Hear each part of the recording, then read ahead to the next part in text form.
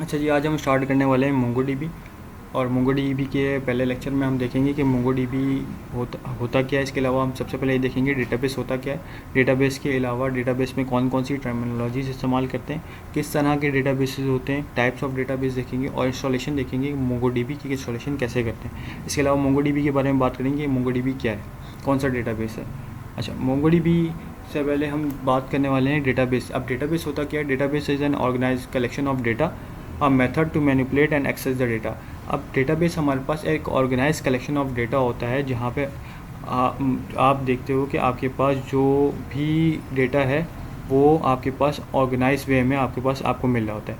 मतलब कि आप ऑर्गेनाइज वे में तरतीब से आप उसको स्टोर कर रहे होते हो। अब कलेक्शन ऑफ डेटा मीन्स कि अगर हम एग्जांपल लें स्टूडेंट्स की, तो स्टूडेंट आपके पास एक कलेक्शन है। इसी तरीके से फैकल्टी हो गया, फैकल्टी आपके पास एक कलेक्शन है। अब उस कलेक्शन के अंदर मल्टीपल आपके पास डेटा होगा, तो वो ऑर्गेनाइज फॉर्म में आपके पास मिल रहा है, तो वो आपके पास डेटाबेस है। अब method to manipulate and access the data means कि आपके पास ये एक तरह का एक तरीके से आप इसको मैनिपुलेट कर सकते हो डेटाबेस को। इसमें डेटा जो है उसको मैनिपुलेट कर सकते हो, उसमें मतलब कि डिलीट ऑपरेशन कर सकते हो, परफॉर्म उसमें अपडेट कर सकते हो, उसमें आप इंसर्ट कर सकते हो नया डेटा, या फिर उसको एक्सेस कर सकते हो, उस डेटा को एक्सेस कर सकते हो। तो डेटाबेस क्या है, एक ऑर्गेनाइज कलेक्शन ऑफ डेटा है जिसमें हम डेटा को मैनिपुलेट करते हैं या फिर उसको एक्सेस कर देते हैं। अब हमारे पास दो तरह के डेटाबेस आते हैं, एक एसक्यूएल और no SQL. SQL means structured query language. SQL हमारे पास क्या होता है, एसक्यूएल आपके पास एक डेटाबेस है जिसमें आपके पास रिलेशन होते हैं। एसक्यूएल डेटाबेस और रिलेशनल डेटाबेस। एसक्यूएल डेटाबेस से आपके पास क्या होते हैं, रिलेशनल डेटाबेस होते हैं। मीन्स कि आपके पास यहाँ पे जो डेटा होता है वो टेबल्स में स्टोर हो रहा होता है। Tables means rows and columns. Rows and columns, for example आपके पास एक सामने एग्जांपल शो हो रही है। इसमें हमारे पास एक स्टूडेंट्स का डेटा है और एक कोर्सेज का डेटा है। दोनों आपस में लिंक है। आप और जो दोनों आपस में लिंक है वो अपनी आईडी के थ्रू लिंक है, मतलब कि स्टूडेंट आईडी और कोर्स आईडी।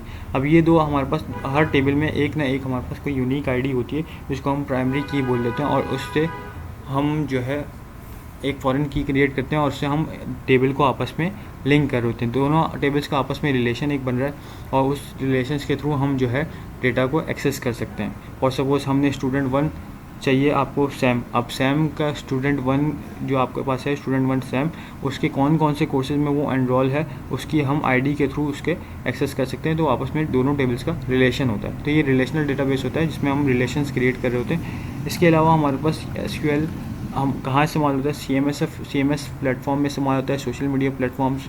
फॉर एग्जांपल कि आपके पास वर्डप्रेस है, वर्डप्रेस में हम इसको ज़्यादातर इस्तेमाल कर रहे होते हैं। वर्डप्रेस में MySQL हम इस्तेमाल कर रहे होते हैं।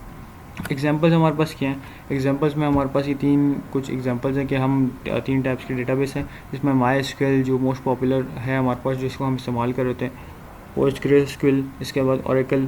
तो ये डेटाबेसेस हैं कुछ जो हम इस्तेमाल कर रहे थे। इसके अलावा और भी हमारे पास डेटाबेस होते हैं SQL में। बात करें नो एसक्यूएल की, तो ये हमारे पास सेकंड टाइप ऑफ डेटाबेस है जिसमें हमारे पास नो एसक्यूएल डेटाबेस और नॉन रिलेशनल डेटाबेस। मीन्स कि हमारे पास जो डेटा होता है वो नॉन रिलेशनल होता है, मतलब यहाँ पे रिलेशन नहीं बनते, टेबल्स नहीं क्रिएट होते।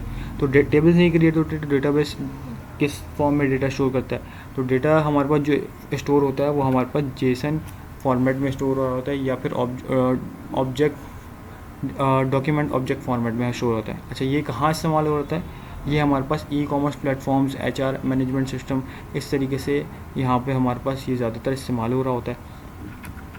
एग्जांपल्स में हमने मोंगोडीबी है, कैसेंड्रा है, रेडिस है, और भी हमारे पास नो एसक्यूएल डेटाबेसेस हैं।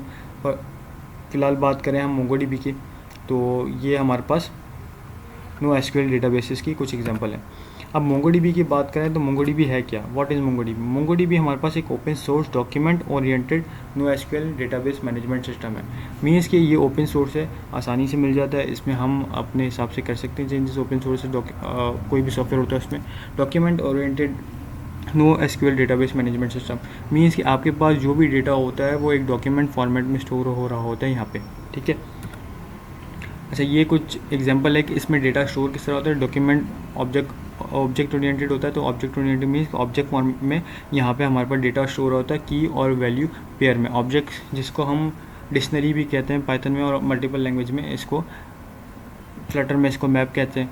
तो इस तरीके से मल्टीपल आपके पास यहाँ पे उसमें फॉर्म में स्टोर होता है की फील्ड और वैल्यू में।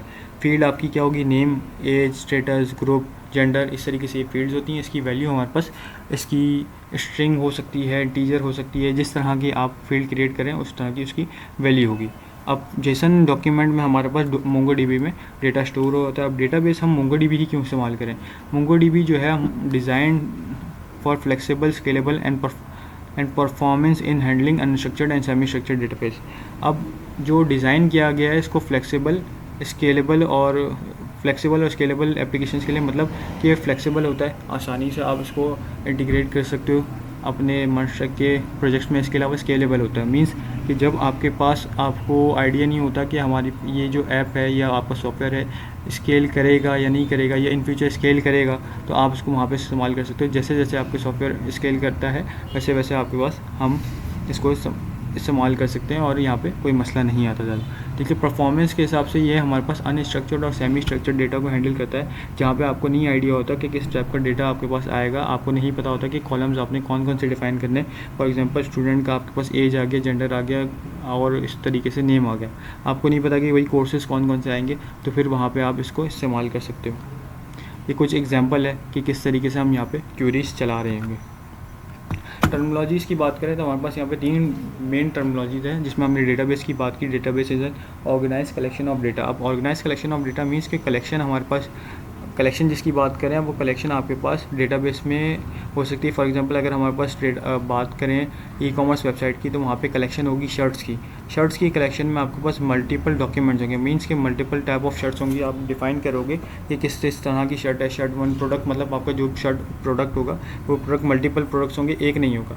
तो डेटाबेस आपका पूरा जो आपकी कलेक्शंस को हैंडल कर रहा होगा, सारी कलेक्शन शर्ट पैंट्स इस तरीके से मल्टीपल कलेक्शन होगी और हर कलेक्शन में उसके रिलेटेड डॉक्यूमेंट्स होंगे। तो एक डेटाबेस में मल्टीपल कलेक्शन में मल्टीपल डॉक्यूमेंट। इसके अलावा हमारे पास एक और टर्मिनोलॉजी होती है क्लस्टर्स। अब क्लस्टर्स क्या होता है? क्लस्टर्स हमारे पास होता है जो मल्टीपल डेटाबेसेस को मैनेज करता है, ठीक है। तो मल्टीपल डेटाबेसेस को क्लस्टर मैनेज करता है, डेटाबेस मल्टीपल कलेक्शंस को मैनेज करता है और कलेक्शन मल्टीपल डॉक्यूमेंट्स को मैनेज कर रही होती है। बात करें तो यहाँ पे हमारे पास एक यूज़र्स की कलेक्शन है और जिसमें हमारे पास यूज़र 1, यूज़र 2 और यूज़र 3 करके हमारे पास मल्टीपल यूज़र्स स्टोर हो रहे होंगे, तो मल्टीपल हमारे पास डॉक्यूमेंट्स हो गए। अब मोंगोडीबी की हमने जब बात करी तो यहाँ पे कलेक्शंस की बात करी। A container for document like a table की तरह हमारे पास एक कलेक्शंस होती हैं। यहाँ पे डॉक्यूमेंट की बात करें तो एक हमारे पास जेसन रिकॉर्ड होता है, जिसमें हमारे पास कलेक्शन होती है। Document Jason like record with in a collection. Collection के अंदर हमारे पास क्या होती है? जेसन फॉर्मेट में हमारे पास फील्ड की और वैल्यू पेयर में हमारे पास रिकॉर्ड हो रहा होता है डेटा, जिसमें फील्ड होती है हमारी की और उसकी वैल्यू कुछ ना कुछ हमारे पास डेटा टाइप में स्टोर हो रही होती है, स्ट्रिंग, इंटीजर, नंबर या आपका बुलियन, इस तरीके से फ्लोट।